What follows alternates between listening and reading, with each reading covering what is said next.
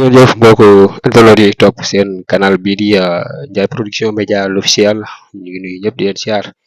ñëw ci actualité réew mi ak la ca aju mu mel ni kii di journaliste bii di Madiambal Diagne dañu gis ni démb fële ci aéroport dafa doon waaje voyage yi def benn voyage am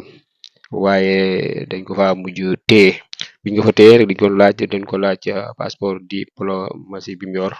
waaye moom Madiambal Diagne tey ci suba dégg nañ ko ci RFM muy leeral nee na moom bi ko policier bi jàppee ni ko kaay ñu dem ci suñu chef bi mu fa demee mu ni ñu laaj ko passeport diplomatie ne moom nag yoru ko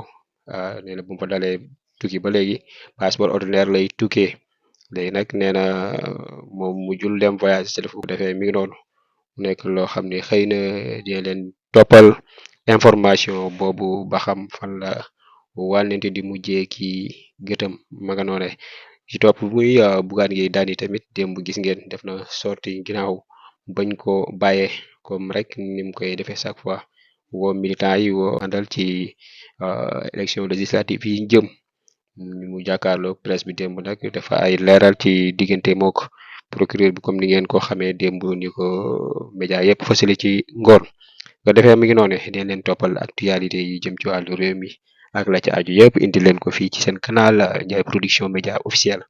di leen jaajëfal bu leen fàtte abonné partager bés cloche notification bi ndax vidéo bu ñu def ngeen mën kaa am di leen di jaajëfal